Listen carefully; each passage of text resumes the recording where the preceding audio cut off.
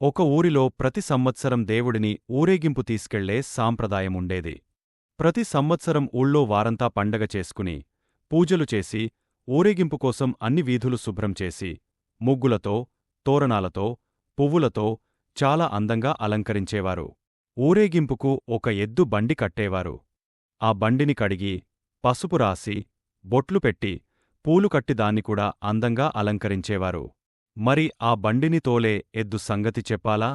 ఊళ్ళో అన్నిటికన్నా ఆరోగ్యవంతంగా, బలంగా ఉన్న ఎద్దును ఎంచుకునేవారు. దానికి స్నానం చేయించి, బొట్లు పెట్టి, గంటలు కట్టి పట్టు వస్త్రాలు వేసేవారు.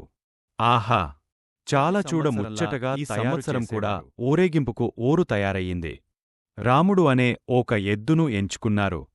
బాగా తయారుచేసి, బండి కట్టారు. గుడి ముందర నుంచోపెట్టి, దేవుడి విగ్రహాన్ని బండిలో పెట్టి, హారతి ఇచ్చి ఊరేగింపు మొదలెట్టారు. ఆ రోజంతా రాముడు ఎక్కడికెళ్తే అక్కడ మనుష్యులు వంగి, నమస్కారాలు పెట్టారు. వెర్రి రాముడు ఇదంతా తనకి చేస్తున్న సత్కారం అనుకుని భ్రమపడ్డాడు.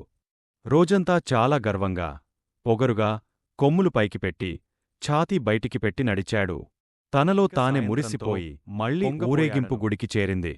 ఎదురు సన్నాహంతో, బాజా భజంత్రీలతో, గ్రామ ప్రజలు తమ దేవుడి విగ్రహాన్ని బండిలోంచి దింపి లోపగానే ఇంకేముంది? అందరూ రాముడిని మర్చిపోయారు. ఎవరి పనుల్లో వాళ్లు పడిపోయారు.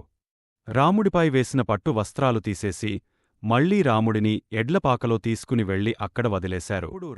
ఎవ్వరు దండాలు పెట్టలేదు. మనుషులు గౌరవం ఇచ్చేది మనకి కాదు, మనం చేసే పనులకని.